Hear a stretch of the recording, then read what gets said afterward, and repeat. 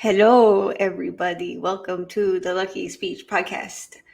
I'm your host, Rachel, the Lucky Peach. I'm talking quieter because I'm in the process of moving out of my apartment and it's a little echoey. And I realized that on last week's episode, I broke the sound barrier a little bit. So the intro is not going to be as loud as it normally is. Anyways, this week we are back to Cult of the Month. This month's choice is Muriel's Wedding. We'll get more into the details later, but today I'm joined again by Luis. Hello, lighting. God is next door. Hi everyone. I'm back for this. I have a portal. This is the gateway to heaven. This is the stairway that Tom sees when he dies every time. I'm back for the second time for Quote of the Month. It was good. It was good stuff.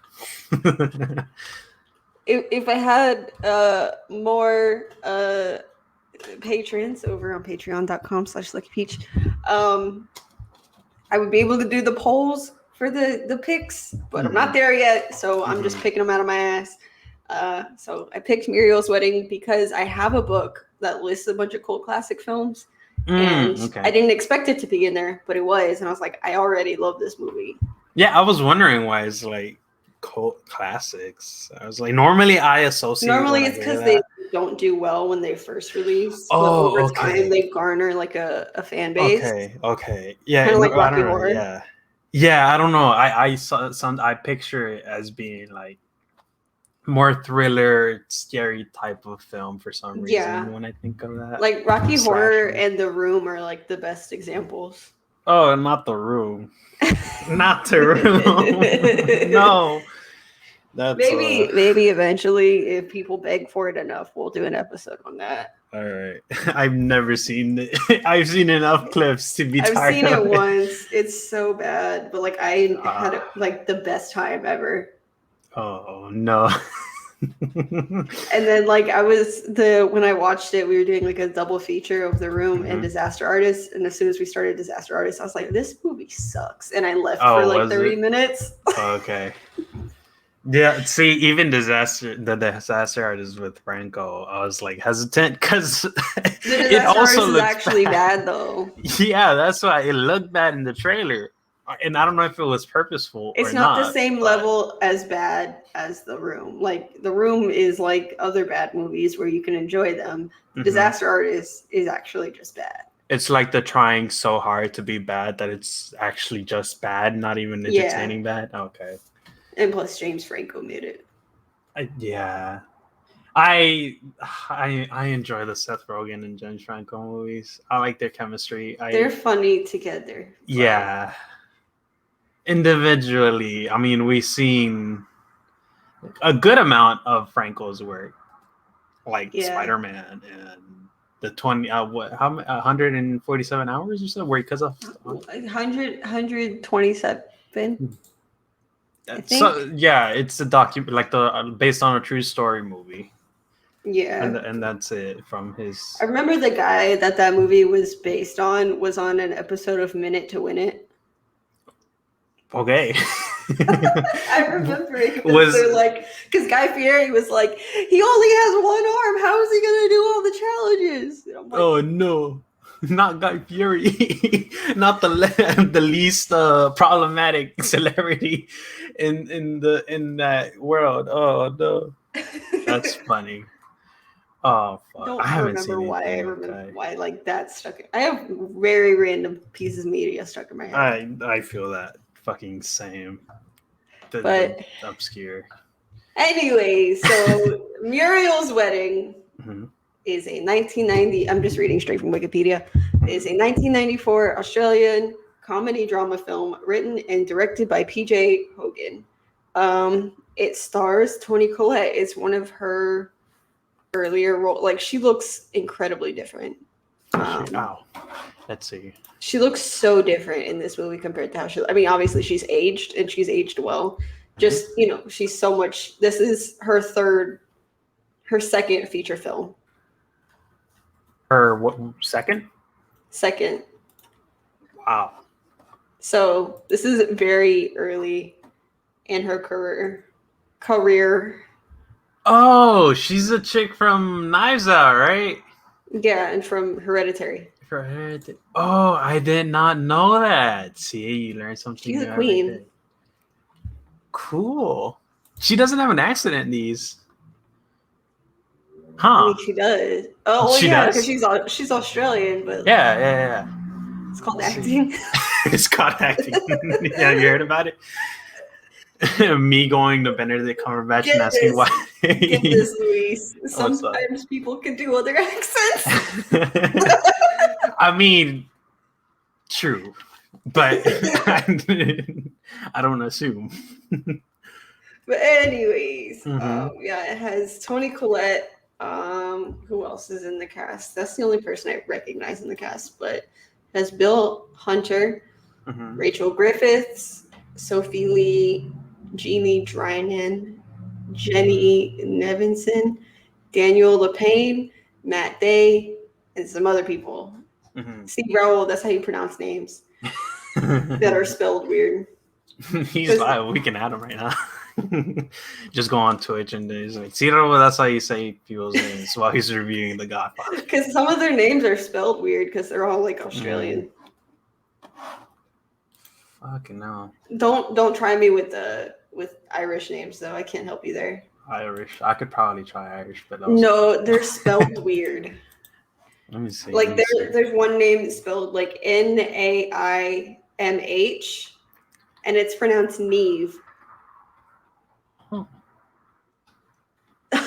Australian names don't make any fucking sense. Australia's a whole different place, bro. No, not Australian. Irish names make no sense. I mean, yeah, like not to offend their actual culture, but like it's a very difficult accent to pull off movie wise. So yeah.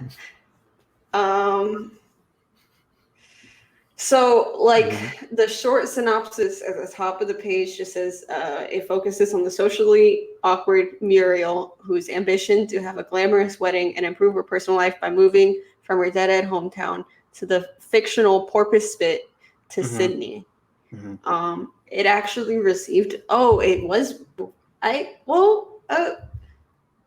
it a cult? I don't know. I don't know the intricacies of what defines a cult film, but it received a lot of award nominations, including a Golden Globe nomination for Best Actress. Okay, so they get recognition. So this is her claim to fame. Yeah. Okay. So that's not bad at all. I'd say so. If you got a Golden Globe, that's pretty good. We love Toni Colette. Does she have any awards? Like, has she? I know she's been nominated a bunch. Let's see what she has.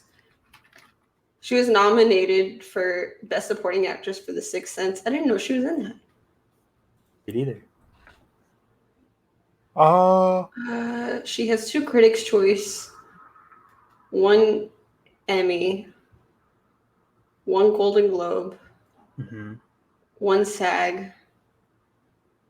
Oh, she's in Little Miss Sunshine too. I've never seen that, but I've heard about it a bunch.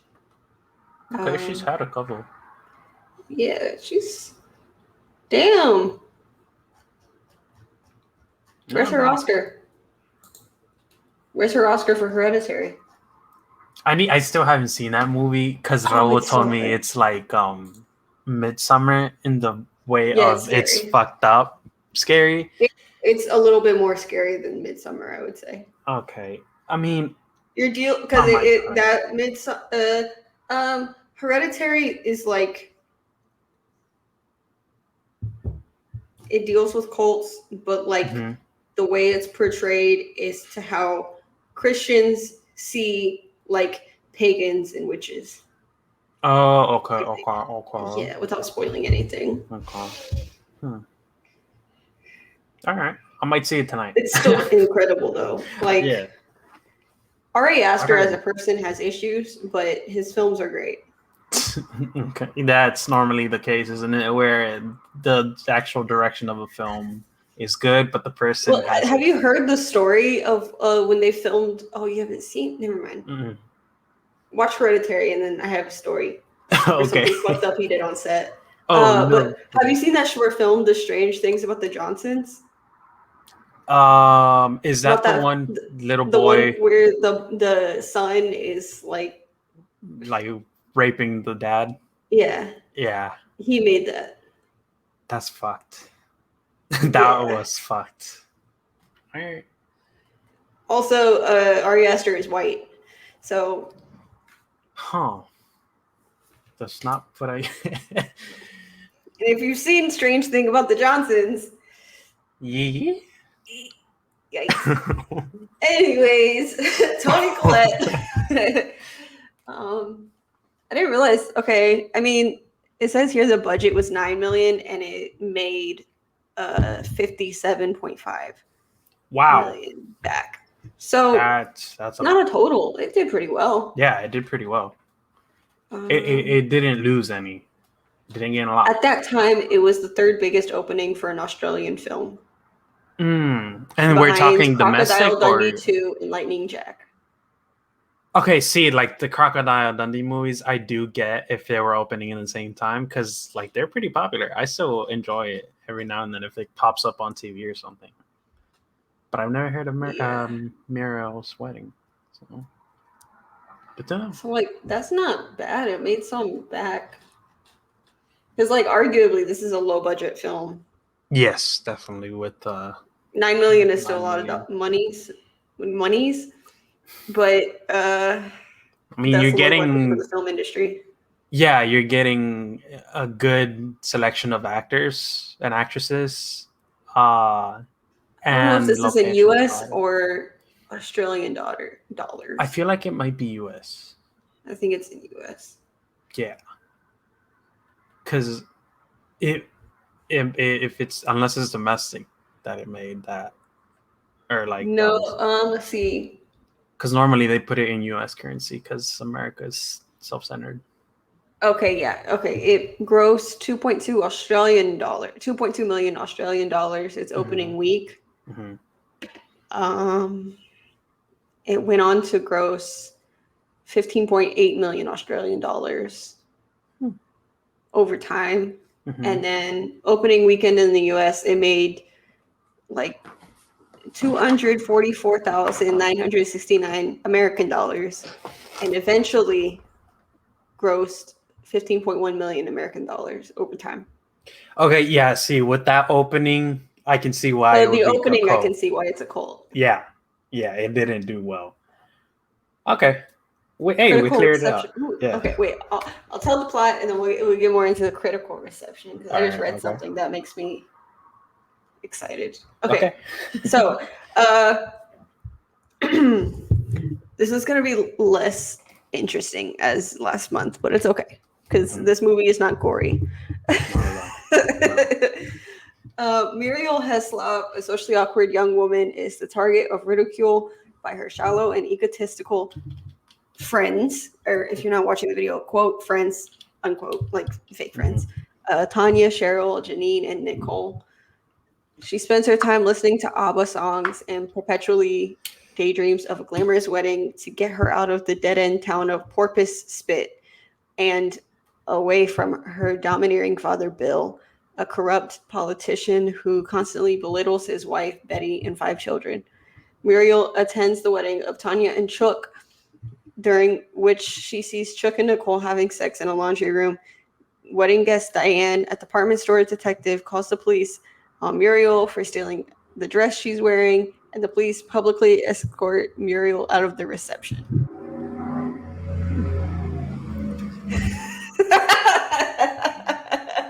I apologize to the listeners. I forgot to mute while that car passed by. In case you're wondering, he's at the Indy 500 right now. Yes. Not the Kentucky Derby. Soon after, Bill's rumored mistress, Deidre.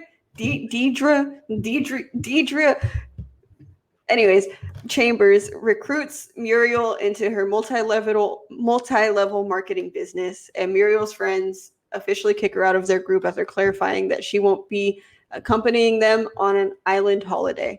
Betty signs a blank check for Muriel to buy products for the cosmetics business, but Muriel instead uses the check to withdraw $12,000 and follow her former friends to the island anyway. There, Muriel runs into Rhonda Eppenstall, an old high school acquaintance, and they quickly strike up a friendship, cemented when Rhonda gleefully tells Tanya about Nicole and Chuck.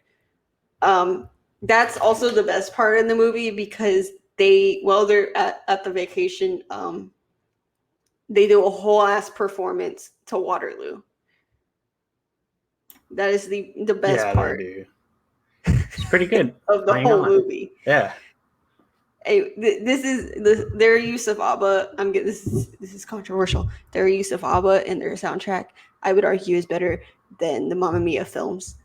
Oof, you're gonna get Mamma Mia fans riled up there. I love Mamma Mia. I love ABBA. Okay. But also, I'm more of a Broadway Mamma Mia over film Mamma Mia. Haven't seen either, so I can't speak on that. I still haven't seen the second one. Oh, that's right. It did come out. I forgot what I went to go see instead. There was 2 movies coming out with Mamma Mia and then something else, and I chose the other. I think it was a summer movie, so there's usually not much out. Either that or it's a Marvel movie. Yeah, anyway. Probably was Marvel. How often they release stuff. Muriel returns home and is confronted by Betty regarding the stolen money. Muriel immediately runs away to Sydney, sharing a flat with Rhonda and changing her name to Muriel. She gets a job at a video store and meets and briefly dates an awkward but kind man, Bryce Nobes. One night, Rhonda suddenly falls down, apparently paralyzed. While at the hospital, Muriel calls home and learns her father is being investigated for taking bribes. Rhonda has a cancerous tumor in her spine and undergoes multiple operations, eventually leaving her permanently unable to walk. Muriel promises Rhonda to look after her and never let her go back to Porpoise Spit. She also uses Rhonda's health crisis to obtain pampered service at numerous bridal shops, trying on wedding dresses and taking photographs to indulge her wedding dreams. When Rhonda discovers what Muriel has done, Muriel finally confesses to her fixation on a storybook wedding, and they have an angry fight. Desperate, Muriel enters into a conspiracy to marry South African swimmer David Van Arkel so that he can join Team Australia in the upcoming Olympics. She is paid $10,000 by David's parents for her part in the scheme. At Muriel's elaborate wedding in Sydney, she shows off Tanya, Cheryl, and Janine as her bridesmaids. Rhonda, disgusted by Muriel's behavior, refuses to be one. Bill openly treats Deidre as his date, and Betty arrives late to the wedding due to being unable to afford plane tickets. Muriel doesn't notice her at the wedding. Oh, shit. Rhonda moves back to her mother's home, unable to live in Sydney without help. After the wedding, David makes his contempt for Muriel to clear her. Oh, clear to her. Oh, okay. In Porpoise Spit, an increasingly distraught Betty accidentally shoplifts a pair of sandals that she tries on, and Diane calls the police. Bill arranges for the charges to disappear. When Betty pleads with Bill that she needs help, he announces his intention to divorce her and marry Deidre. Betty is found dead by her daughter, Joni. Deidre claims Betty had a heart attack. Joni reveals to Muriel that Betty committed suicide. When Muriel breaks down at her mother's funeral, David comforts her and they finally consummate their marriage. Her mother's death has forced Muriel to take a hard look at her life, and she asks David for a divorce as neither of them are in love. Bill asks Muriel to help raise her siblings as Deidre no longer wants to marry him because she does not want to take care of his kids. He has also lost his job on city council. Who wrote this? Because there are too many short sentences. I mean, yeah. I mean, it could have been simplified. This could be written better. Anyways, yes. Muriel stands up to him, giving him $5,000 of her wedding money, saying that she will repay the rest of the amount she stole when she gets a job in Sydney. She impresses him with her more assertive personality, demanding that he immediately stop his verbally abusive treatment of her siblings. Muriel goes to Rhonda's house, where Muriel's former tormentors are condescendingly visiting, and offers to take her back to Sydney. Rhonda accepts and lets the other girls know what she thinks of them. Muriel and Rhonda head to the airport, happily leaving Porpoise Spit for a more promising future. That is the most poorly written film plot on Wikipedia I've ever read. Yeah. I promise the movie's actually good, even though that was a lot.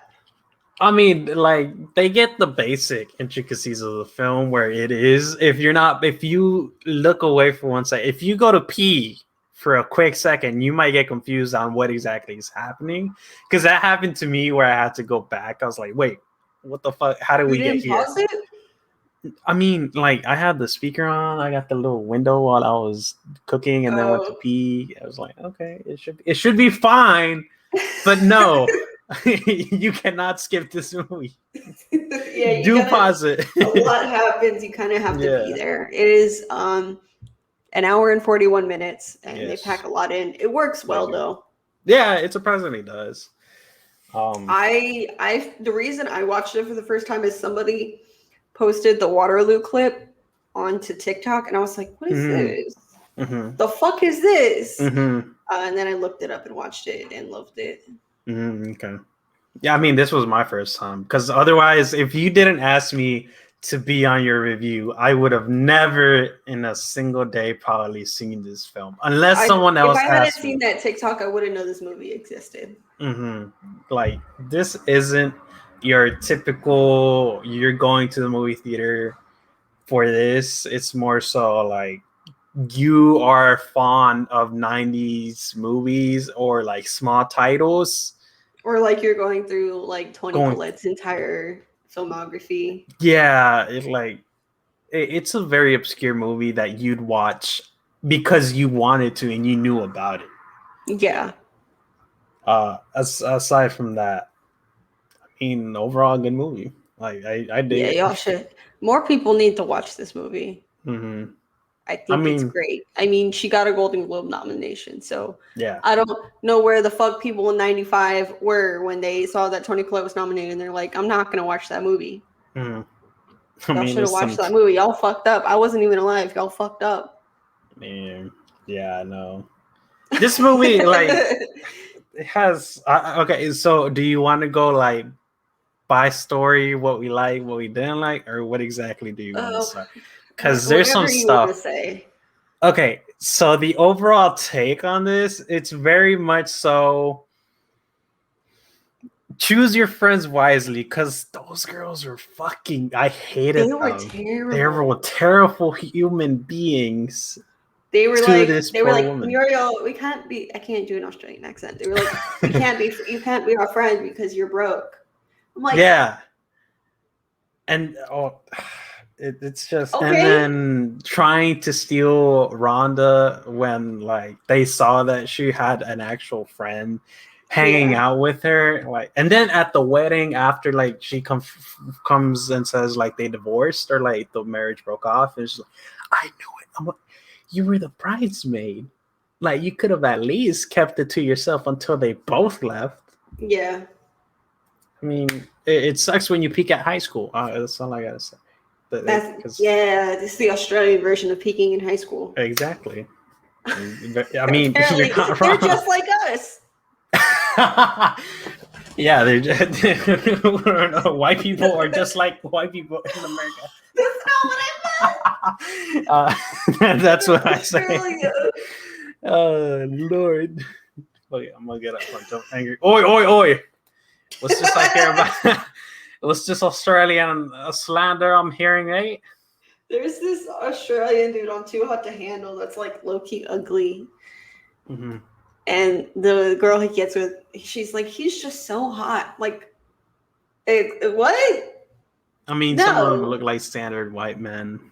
With I think hair. You've heard us mention this guy before.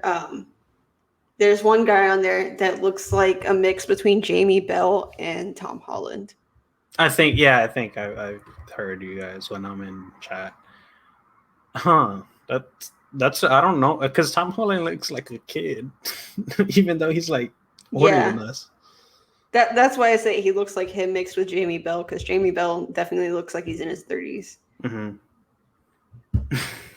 Well, ain't that some shit? But So, I mean, you can go for it.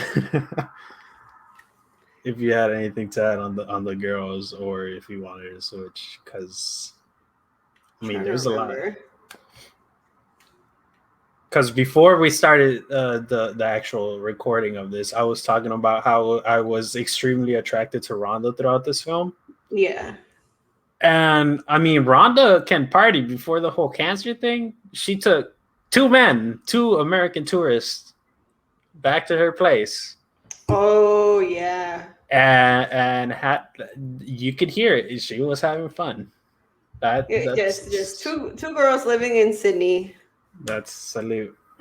Is that the plot to Two Broke Girls? I don't know. I've never seen it. Oh, okay. Me neither. I just know Kat Dennings is in it after Raul. Yeah, I was going to ask Raul because he likes Kat Dennings. Oh man, too bad she got a man now. I need to unfollow the account. I think so, yeah, because I was scrolling to Instagram today and I saw a guy, like basic looking long-haired white guy, on her account and her kissing him. So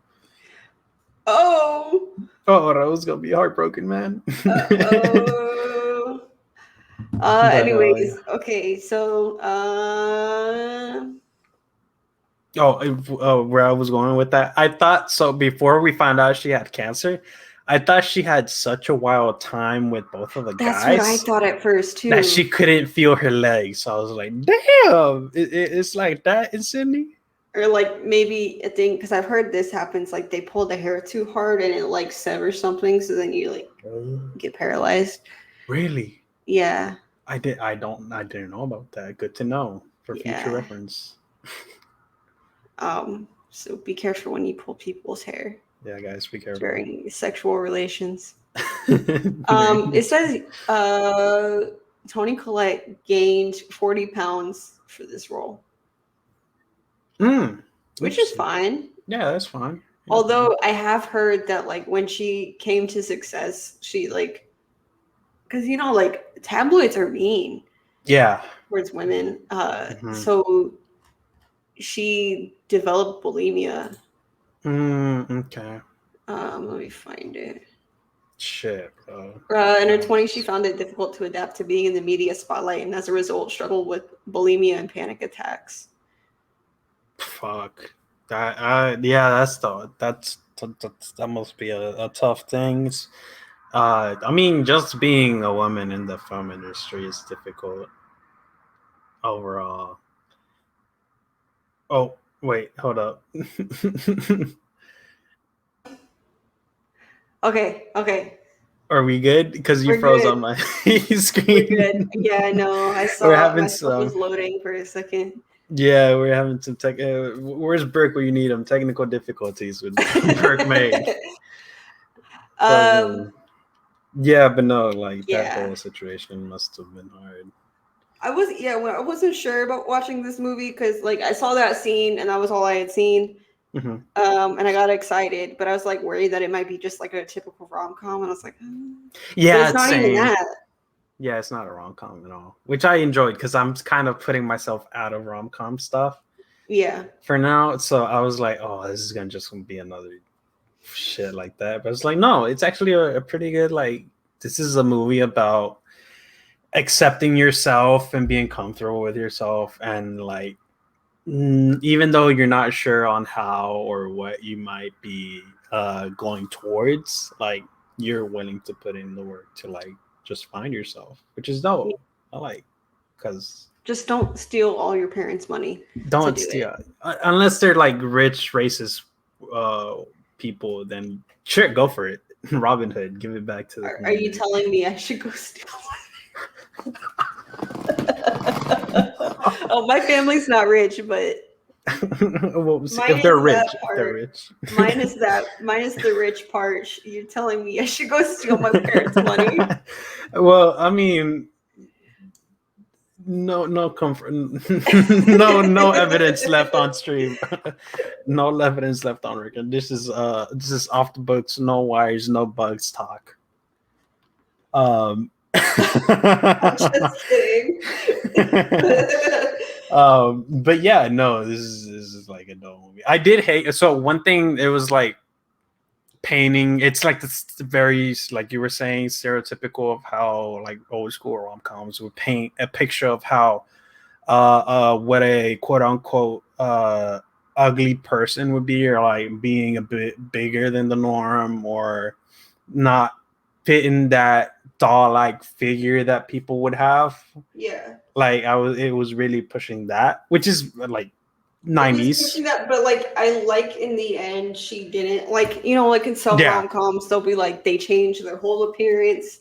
Yeah, take off Like their they glasses. take the There's someone new. glasses, Exactly. take off their Yeah. glasses type of shit. They get it, like they die. Like the Breakfast Club scene, except Yeah. that's atrocious. Exactly. No. So like I'm glad they didn't do that. What I did like is that throughout the film you can definitely see a progression in like how Toni Colette like her character's personality changes, because the outfit she chooses, and then at the end, like her very well-mannered hair, her nice plain dress, like she was very like grown into it. She grew into that adulthood that she was trying to get to, Yeah, which it's was like like dope. it's like a wild coming of age. Yeah, very much. Very much a wild one, especially during her first time doing anything and her just laughing hysterically. I found that a bit cringy, but it was hilarious. You love Toni though. Yeah. Anyways, the critical reception. Okay. This is the part that got me excited.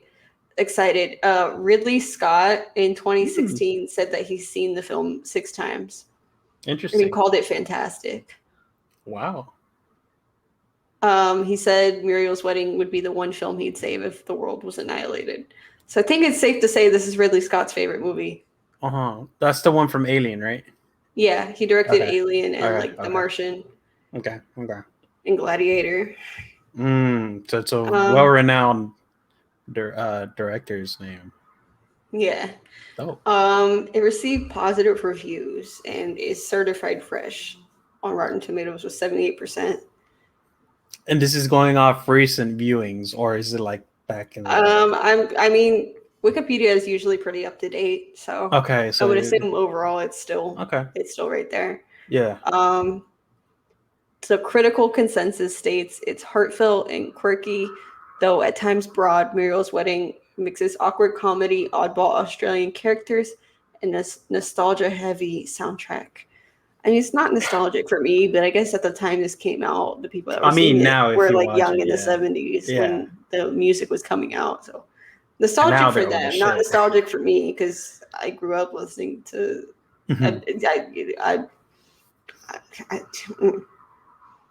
I wouldn't know the excitement of a new ABBA song dropping. I mean, like I just know Dancing Queen, and that's all I knew. Like that's the first song I knew. I don't remember how I learned it, and then everything else is like. And then I learned everything, and then Mamma Mia came out. And then that's when when I learned the rest of their songs. What else? It also has a score of 63 out of 100 on Metacritic. No, I don't actually know what Metacritic is. And it's probably a stuck-up critic site. No offense to anyone that aggregates reviews. The scores from each review are averaged. Okay. So it's just an average. It's just a medium based on every review. Okay. So similar to Rotten Tomatoes. Just not in a percentage form. Okay. Roger they did pretty good. Yeah, Roger Ebert, who shit on I Spit on Your Grave. We can't forget that. Yes, I know he's an icon in film critic history, but he should. I'll meet you down below, Robert. We can talk it out. He said the film is merciless in its portrait of provincial society, and yet has a huge affection for its misfit survivors. It has a lot of big and little laughs in it, but also a melancholy undercurrent, which reveals itself toward the end of the film in a series of surprises and unexpected developments. The film's good heart keeps it from ever making fun of Muriel, although there are moments that must have been tempting. I mean, there were times where I don't know if I like that. yeah. It sounds like he liked the movie, but there's some like low-key misogyny there. Like Yeah. undertones if you picked up on it. Yeah, just a little bit. I mean, it is Robert. It's Roger Ebert. Roger, yeah, I fucking forgot his name. Not Robert. I'm thinking of Boondock. Sorry. Robert Pattinson? No, Um, Robert, Mister, fucking the neighbor in Boondock. I don't know if you've seen it, but so I didn't realize this is around the time that Strictly Ballroom and Priscilla, Queen of the Desert came out too, which never are seen other either. big Australian films. Okay. So like this quote says, with such recent hits as Strictly Ballroom and Priscilla, Queen of the Desert, Australia seems to be cornering the market for odd but delightful comedies laced with substance and romance. The latest, Muriel's Wedding, is another bright, occasionally brilliant example. The movie is much meatier than its larky comic sheen leads you to think at first. There is poignant drama in this brash, sometimes overstated film, and Muriel's transformation is truly touching. Yeah. So yeah, it seems generally people liked it. Yeah, which is Just odd. Roger Ebert's choice of words is not right. Yeah, I mean, yeah. It's normally how it goes.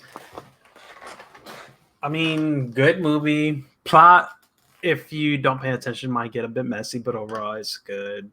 Soundtrack, of course. But for me, it's not my taste in music, but it's catchy. And it fits the film.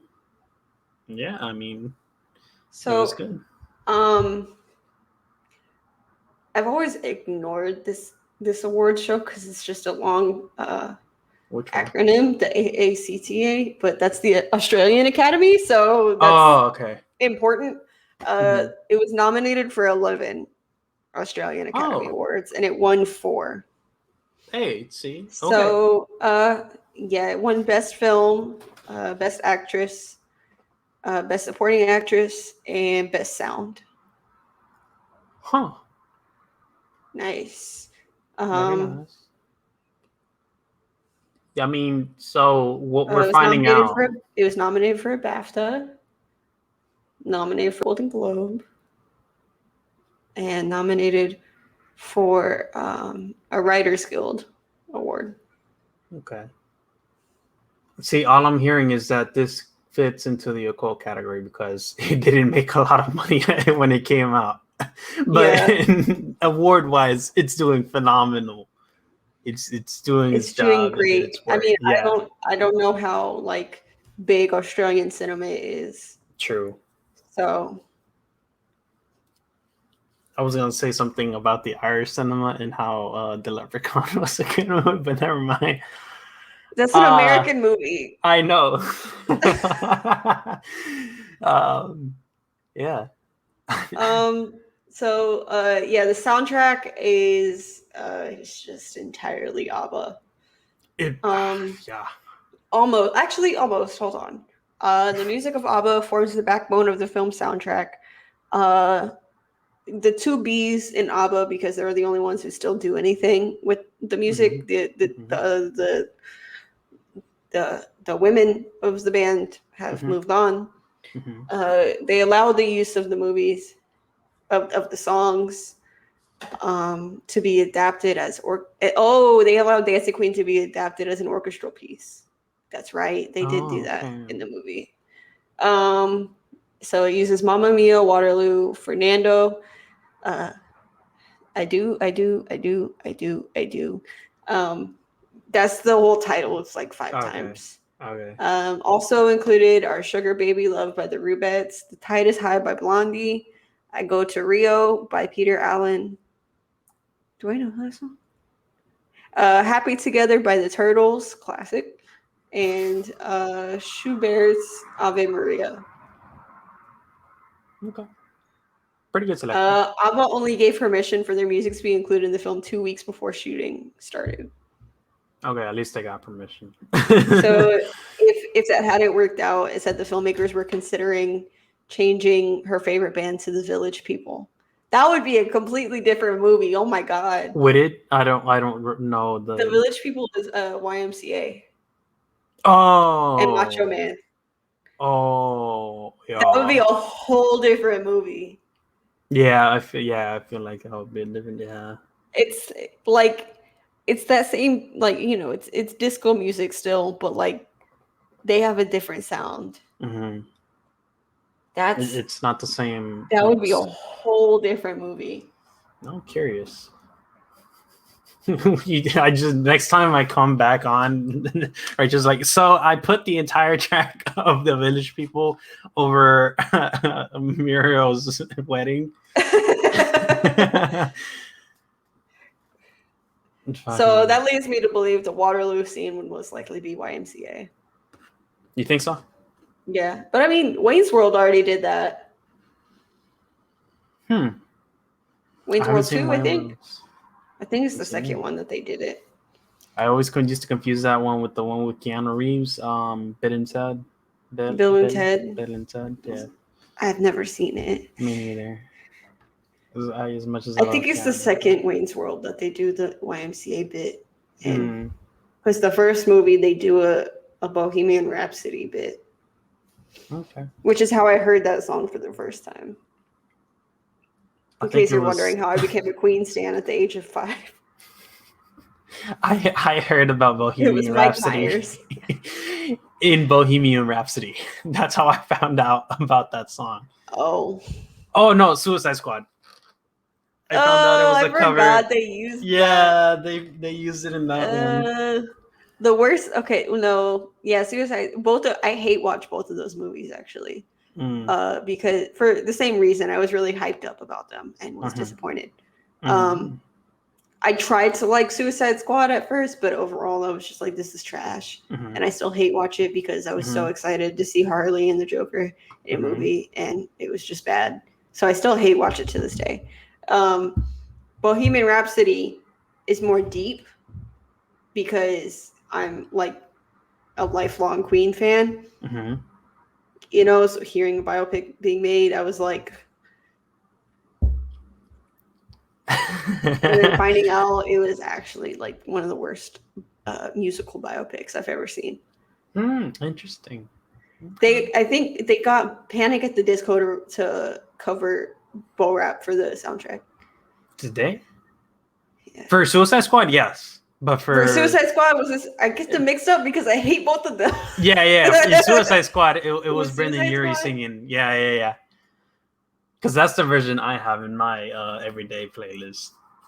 Why? So, because I don't know, I like Brendan. I like his voice. It's basic. He's a terrible person, though. Is he? Oh yes. No, I'm gonna he claims like that he wrote all their early music that he didn't write. Oh, so it's like horrible person, as in he's discrediting every. He's done some other shit too, but like that's what I know off the top of my head is like, because originally Panic at the Disco was like a whole band. It wasn't just him. Yeah, it wasn't. And over time, the others left, and now it's just him. They wrote a lot of like the vast majority of their early songs, and Brendan takes credit for it. Okay, so what I'm hearing is this is basically this is the plot of Bohemian Rhapsody. What do you mean? I mean, that's what happens in the movie. They're fighting on whose song gets to go on the album and who's get Oh, yeah. So he's also been accused of sexually assaulting a minor. Well, yeah, I'm gonna have to purge my playlist later on today. I'm sorry. It's all right. Better to know now than it's reality. Yeah. R.I.P. Damn. All your faves are terrible people. But it is true about Queen now. I don't like Queen now because I've been yelled at because it is also their legacy, which is understandable. But like, it's just Brian and Roger now. John went off. He lives like a private life on his own now. John is the fucking scientist right? The bassist. The bass, yeah. The fucking the scientist is Brian with the hair. Oh, okay, yeah. The guitarist. They were all wild. They were all incredibly smart for whatever fucking reason. Well, in college. You're right. Yeah, I did. Yeah.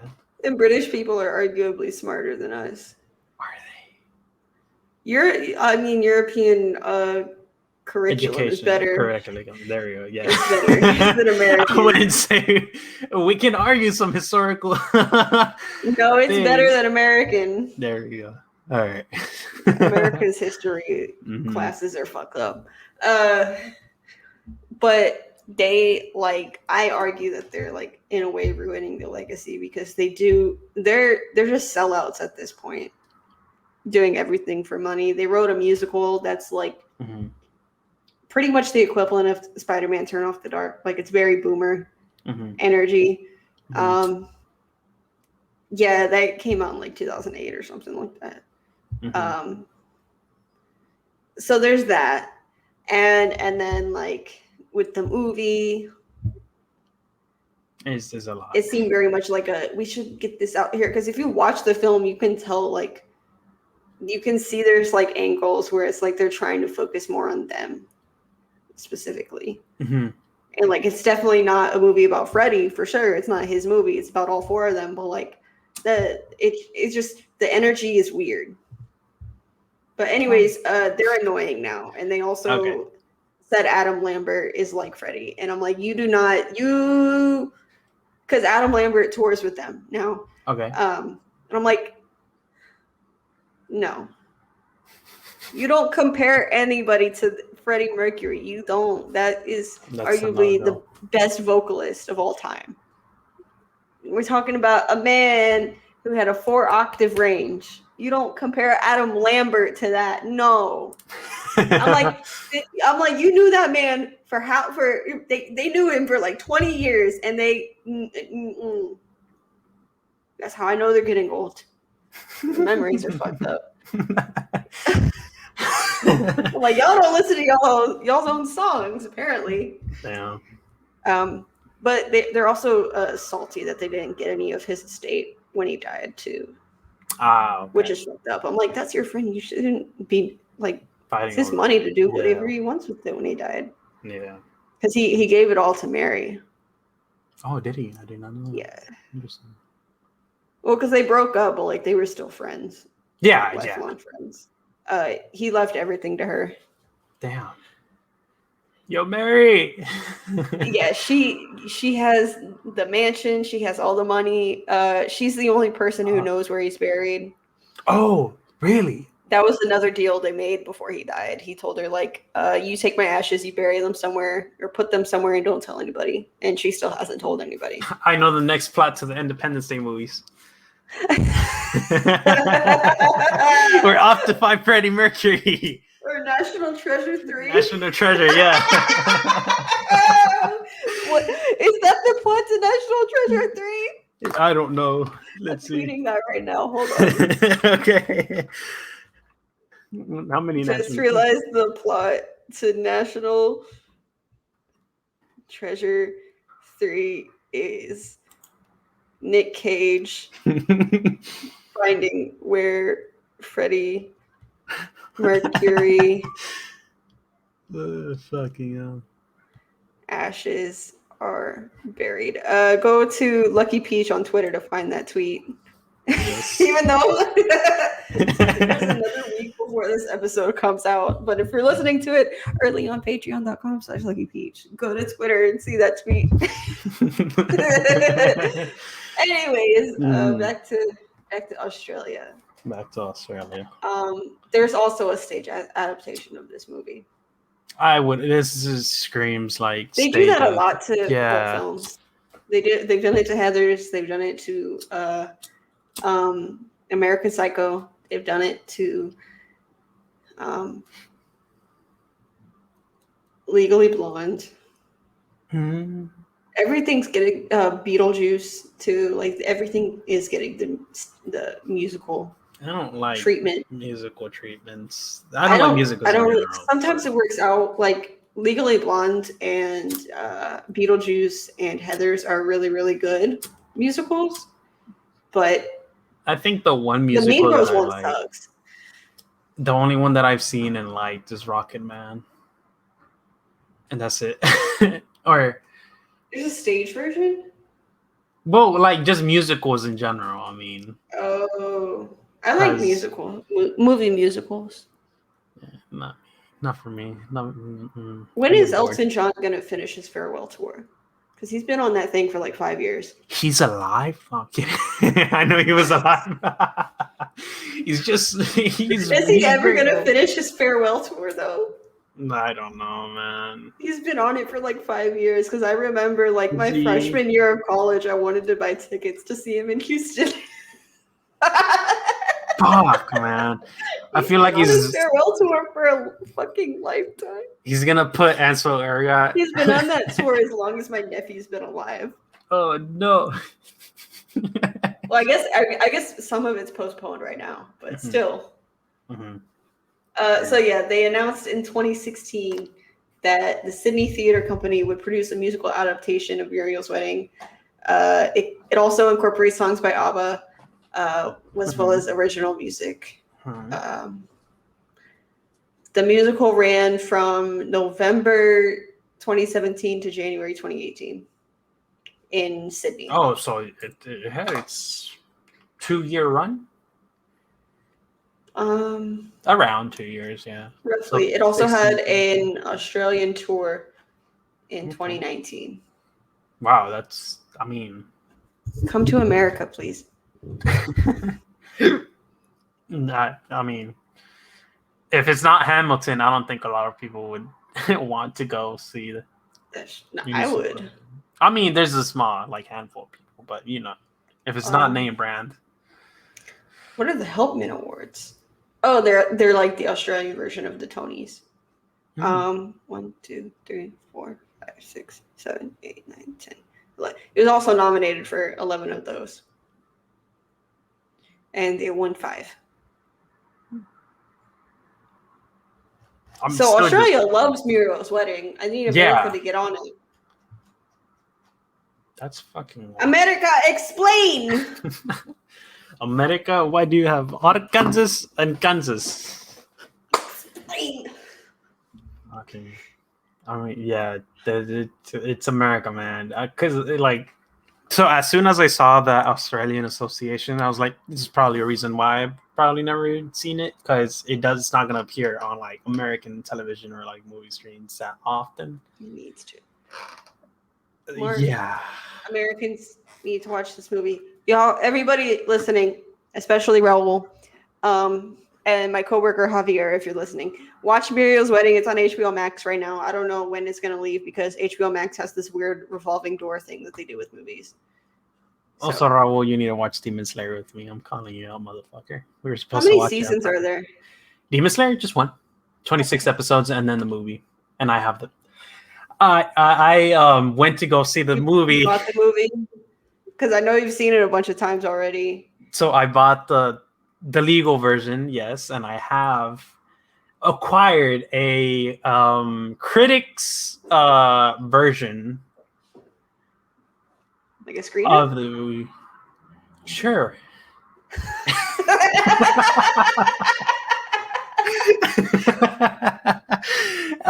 Point is, I've seen it in total 7 times already, 2 in theaters. And when did 5. It come out?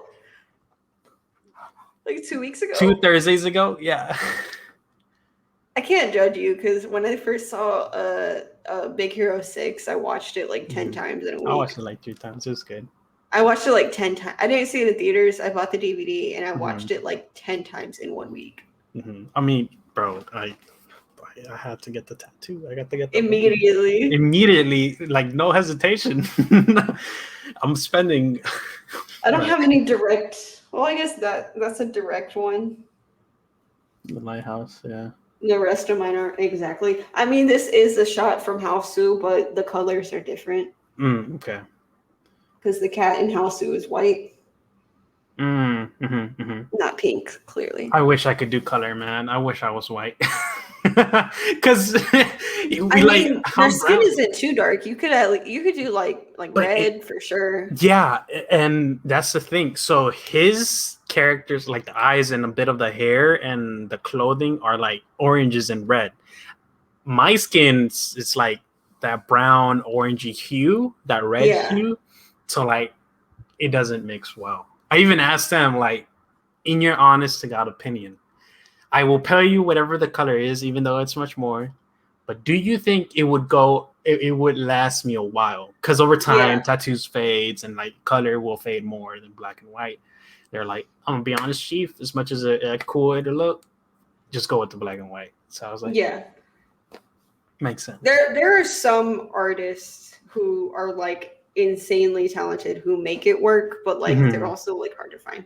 They really are, or you have to travel because the fake skin that they practice on, they only kind of like recently started making it in darker skin tones, like only recently. Yeah, that's what I've been like on during my research on and all that. That's what I'm nervous because we know that my first tattoo is fucked up, but there's a part of me that's nervous that it's because of the location, even though I know that it just is botched. And I just got another one on my other side on my ribs, and I'm scared that that's going to happen to it. But it could be it being botched, I think, because the guy who did it was lazy about it. Okay, yeah, let's hope. The first one, I mean, not the most recent one. Fingers crossed. Fingers crossed. Tune in next time in our next commentary where Rachel has after it heals. Well, no, because my first one started doing that like within a month of getting it. So like it didn't look like that after it first healed, but like within a month after it healed, it started looking like this. See, after tattoos shouldn't do that. Yeah, after I got this one, that's how I know it's like it wasn't done well. Like this one, I noticed compared to this one, two different artists. Like my Adore You is almost a year old, and it still looks still good. Yeah. So like that's kind of how I know it's your peppermint one too. You posted a picture on Twitter, and it was popping with color. Yeah, it's got hella color. Yeah, exactly. I'm like, yo, tattoos are weird. Man. I like the cat because it's like hot pink as fuck. Next week we come back. It's brighter. Yeah, ABBA after the. Oh god, no! I don't want an ABBA tattoo. I love ABBA, but no. Any final thoughts? It's an enjoyable movie. If you're into like that coming of age type of stuff and very 90s centric type, you should watch it. If you're into women with short hair, like Rhoda was in it, I recommend, because I will be searching more into her filmography later tonight. She in that movie, she kind of looks like Juliette Lewis does in What's Eating Gilbert Grape. I think that's where I recognize her from. I was trying the entire film. It's not Juliette Lewis, but they look similar. I've seen someone that looks similar to her in a recent movie. I think it's her. She's also she plays the mom, like the girl's mom in Ma. Huh. The one that works at the casino. Yeah. Or... I might go back to watch Ma then. It's a horrible movie, but I just want to see. Don't make me drink alone. Oh no. That's gonna be us in a couple of days when we're recording this month's drunk commentary of Into the Woods. Don't make me drink alone. Is it just you two, or can anyone join? Because anyone can join. Okay, I might join. I've never seen it. I want to roast. Yeah, I think I told you when we were recording. I think we're doing them back to back because that is part of the collab that me and Aiden have decided on. Because of David Huddlestone, who is the kid in both of those movies. We like to joke about him. So on his Patreon, we'll be doing a commentary of Les Miserables, and then here on the podcast, we'll be doing this month's drunk commentary of Into the Woods. All right, good to know.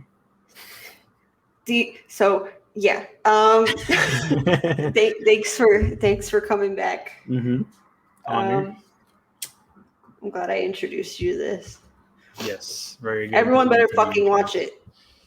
Watch it. Oh, I was gonna say watch it with us, but I was like, we didn't do a watch along. we did a review. Do you have anything to plug? No, you could just follow Rachel and all the people that might show up on here, and I'll probably be on their shows. I don't have anything for me, so just follow. Yes, for the people that can see, it's 2 awkward thumbs up. Okay. Thank you for being here again, Luis. You can follow me, of course, everywhere at Lucky Peach. It's LVCKY Peach. If you go to any of my social medias, you can also find a link tree. Also in the description of this episode, you can find my link tree where you can just, find links to everywhere. So like my Instagram, my TikTok, my Letterboxd, the Discord that we have for the podcast. Please, you should definitely join that. As well as my YouTube, my Twitch, where I do Lego streams a couple times a month, where I just build Lego sets. And then, of course, the Patreon, patreon.com/LuckyPeach. If you haven't joined, what the fuck are you doing? Because I need to pay for those Legos somehow. So there's that, but there's no requirement. Obviously, you don't have to. It's okay. But to the patrons who are listening to this also a week early, thank you for being here. Luis is also a patron, so thank you, Luis. As well as who else? Brad, Gio, Aiden, and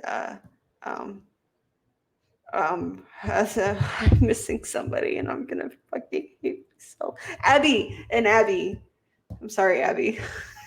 I'm sorry. But also she was on Last Means Review, so you're also Abby. You're welcome back on the show at any time. Just let me know. Anyways, this is becoming a mess. It's late. But thank you for listening. I will see you next week, where me and for sure Brad, I don't know who else will be joining us, will be doing the monthly review of Mortal Kombat. So that'll be great. I will see you next week. Stay peachy.